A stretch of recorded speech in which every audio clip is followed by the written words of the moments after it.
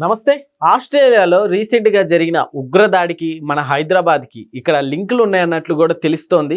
So ఒకసారి దాని గురించి క్లుప్తంగా తెలుసుకునే ప్రయత్నం చేద్దాం. సో దీని గురించి వివరణ ఇవ్వడానికి ప్రస్తుతం స్టూడియోలో జర్నలిస్ట్ జగదేవ్ గారు ఉన్నారు. ఇంటర్వ్యూలోకి వెళ్ళిపోదాం.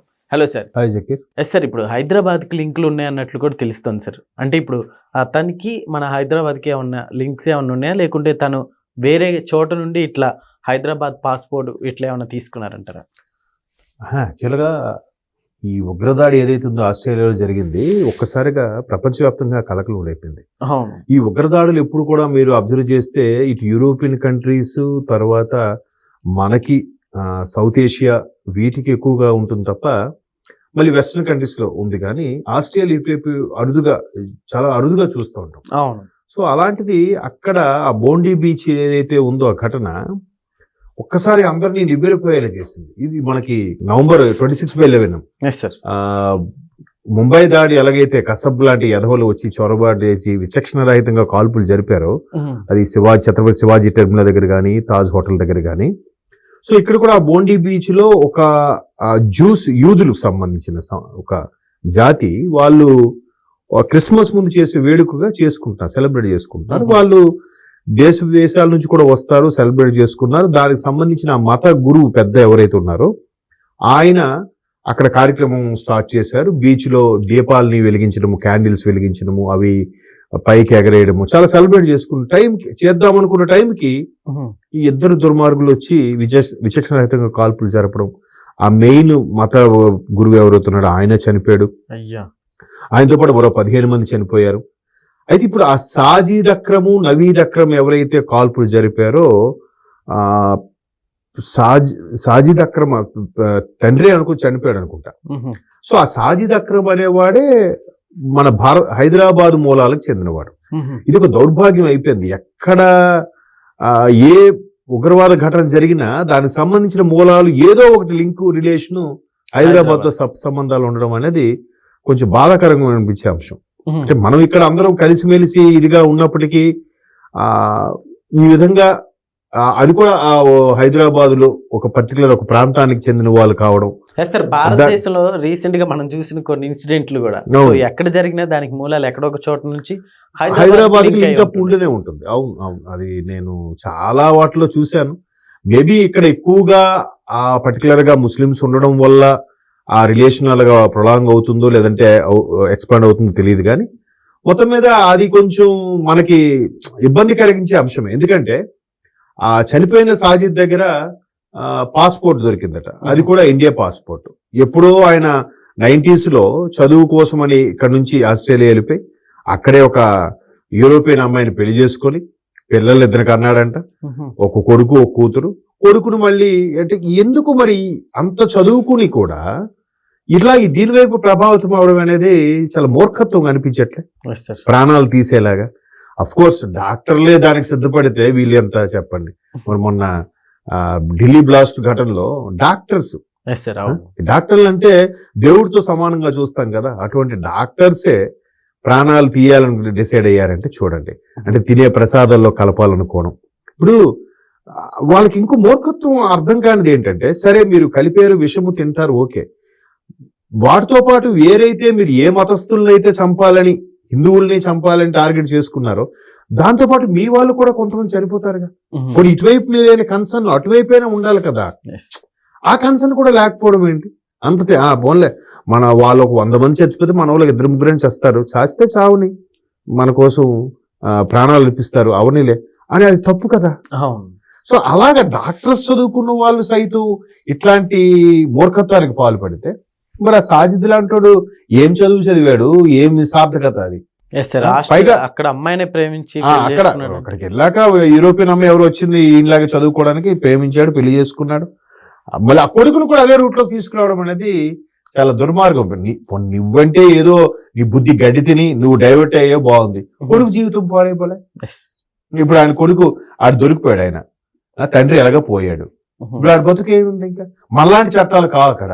చాలా అసలు వాళ్ళు ఆస్ట్రేలియా వాళ్ళు ఎంత ఇది అంటే చిన్న చిన్న వాటిగా తట్టుకోలేరు వాళ్ళు. వాళ్ళకి చూడండి, క్రికెట్ లో కూడా అస్సలు స్పోర్టివ్నెస్ ఉండదు. మంచిది, బాగా ఆడతారు. ఇప్పటికి 4-5 వరల్డ్ కప్లు వచ్చాయి. 50 వన్డే ఇంటర్నేషనల్ 4 వరల్డ్ కప్లు ఎన్నో వచ్చాయి వాళ్ళకి. అయినప్పటికీ ఒక్క మ్యాచ్ ఓడిపోయినా కూడా తట్టుకోలేరు, అంత సివియర్ గా తీసుకుంటారు వాళ్ళు. మీకు గుర్తుందో లేదో, ఆల్మోస్ట్ 2012-13 టైంలో ఆస్ట్రేలియాలో భారతీయుల మీద చాలా దాడి జరిగింది. అంటే వీళ్ళు రావడం వల్ల మాకు ఉద్యోగ అవకాశాలు పోతున్నాయి, వీళ్ళు రావడం వల్ల మాకు విద్యకి ఇబ్బంది అవుతుంది అని చెప్పి మన వాళ్ళని చాలా మందిని కొట్టడము, మరి కొంతమందిని అయితే ఒకరికైతే కాలు చేయి తీసేశారు, చాలా ఇష్యూస్ అయ్యాయి అప్పట్లో. అంటే వాళ్ళు విదేశీయుల యొక్క ఆధిపత్యాన్ని తట్టుకోలేరు. సో అలాంటి దేశాలు ఇప్పుడు దొరికాడంటే ఇంకేమో ఉంచుతారా? వాడికి ఎలాంటి కఠిన చట్టాలు ఉంటాయి?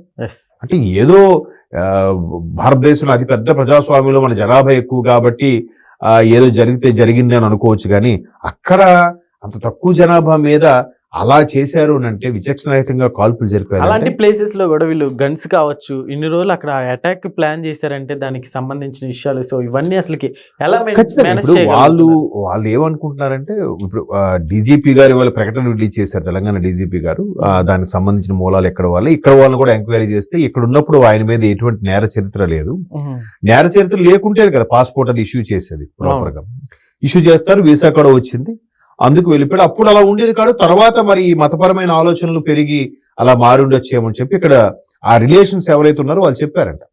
ఇప్పుడు ఇది కూడా Islamic state of Iran and ఏంటది సిరియా, దానికి సంబంధించిన ఉగ్రవాదం ఇది.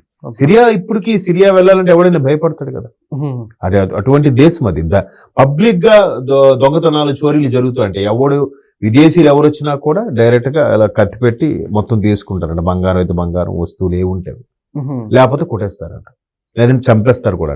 అంటే అటువంటిది ఎందుకు ఆ దౌర్భాగ్యంలో ఉందంటే ఇలాంటిది. పాకిస్తాన్ కానీ ఆ సిరియా కానీ ఎందుకు ఈ దౌర్భాగ్య పరిస్థితుల్లో ఉన్నాయి? వాళ్ళు మెచ్యూరిటీ లెవెల్స్ మారట్లేదు, వాళ్ళు చదువుకోవట్లేదు. సో ఇప్పుడు ఇక్కడ కూడా మన దగ్గర కూడా కొంతమంది మీరు అబ్జర్వ్ చేస్తే ఎక్కువగా ఈ కూరగాయలు పళ్ళు అమ్ముకున్న వాళ్ళంతా వాళ్ళే కనిపిస్తూ ఉన్నారు. ఎందుకు కనిపిస్తున్నారంటే పూర్తిగా చదువుకోకపోవడం వల్ల. ఈ చదువుకోకపోవడం వల్ల కొంత అజ్ఞానంతో ఈ విధంగా కొన్ని మత ప్రబోధనలకి గురి అయ్యి అటువైపు డైవర్ట్ అయిపోతున్నారు. అంతేందుకంత చదువుకున్న వాళ్ళు అనడానికి కూడా లేదని ఇప్పుడు నేను ఇచ్చిన స్టేట్మెంట్ కూడా రాంగే. మరి డాక్టర్స్ మరి అంత చదువుకున్న వాళ్ళే కదా, వాళ్ళు కూడా గడ్డి తింటున్నారు, గడ్డి కాదు పెంట తింటున్నారు వాళ్ళు. మొన్న 5 డాక్టర్లు వాళ్ళేగా. మళ్ళీ ఒక 2 నెలల కిందట ఎప్పుడో మన సైబర్ క్రైమ్ వాళ్ళు కొంతమంది పేరెంట్స్ ని పిలిచి కౌన్సిలింగ్ ఇచ్చారంట. కొంతమంది విద్యార్థులు చదువుకుంటున్న వాళ్ళు అటు ఇస్లామిక్ సంబంధించిన ఏదైతే టెర్రరిస్ట్ గ్రూపులు ఉన్నాయో వాటి మీద డైవర్ట్ అయ్యి వాటి వీడియోస్ ఎక్కువగా చూసి వాటికి మెయిల్స్ పెడుతున్నారంట. సో తెలుసో తెలియకో మెల్లగా అటు డైవర్ట్ అవుతున్నారని కదా అర్థం. సో అలాంటి వాళ్ళు పిలిచి పేరెంట్స్ కి చెప్పారంట. మన వాళ్ళు ఎప్పటికప్పుడు నిఘా పెడుతూనే ఉంటారు. సో మొత్తం మీద ఇలాంటివి ఏవైతే ఈ భావజాలం ఉన్న వాళ్ళు ఉన్నారో వాళ్ళు మరలా హైదరాబాద్ కి ఎక్కడో ఒక చిన్న లింక్ ఉండడం అనేది మనకు కొంచెం బాధ. ఇదేంట్రా బాబు, ఎటు వెళ్ళినా హైదరాబాద్ కి లింక్ ఏంట్రా అంటే మనం గొప్పగా చెప్పుకుంటున్నాం కదా విశ్వనగరం హైదరాబాద్ అని. హైదరాబాద్ ఇలాంటివి వస్తే ఏంటో మీ హైదరాబాద్ ఇలాంటి కదా, హైదరాబాద్ లో కంపల్సరీ ఉంటారంట కదా అని ఇది వచ్చేసింది అనుకో, ఇంప్రెషన్ పోతుంది కదా. మరి అంతే, వాళ్ళు ఏం మారో ఏంటో మనకు అర్థం కాదు. ఓకే, సో సార్ ఇప్పుడు నిజంగా హైదరాబాద్ కూడా బ్యాడ్ నేమ్ వస్తుందని చెప్పుకోవాలి కదా ఇలాంటివి చూసినప్పుడు. అంతే కదా, బ్యాడ్ నేమ్ అంటే వెంటనే ఇప్పుడు ప్రపంచ దేశాలకు ఎక్కడికి వెళ్ళినా ఎక్కడ అంటే హైదరాబాద్ అంటే ఓ హైదరాబాదా అంటాడు. అందరికి అలా ఉండకపోవచ్చు, కొంతమంది మన తెలుగు వాళ్ళని అంటారు, కొంతమంది హైదరాబాద్ అంటే ఆ మధ్యన ఇష్యూ వచ్చింది ఆ హైదరాబాద్ అంటే కదా వాళ్ళు అని అడుగుతాడు. ఇదే ఆస్ట్రేలియాకి వెళ్తే ఇంకా ఇప్పటికే మన భారతీయుల మీద తెలుగు వాళ్ళ మీద ఉండే అటాక్ ఏదైతే ఉందో అక్కడ ఆస్ట్రేలియా వాళ్ళు చేస్తున్నారో ఇలాంటి తెలిసే మరికొంచెంగా ఎక్కువ రుబాబుగా ప్రవర్తిస్తారు మన వాళ్ళ మీద.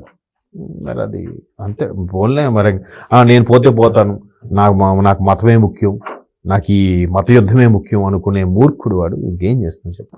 Okay sir, thank you.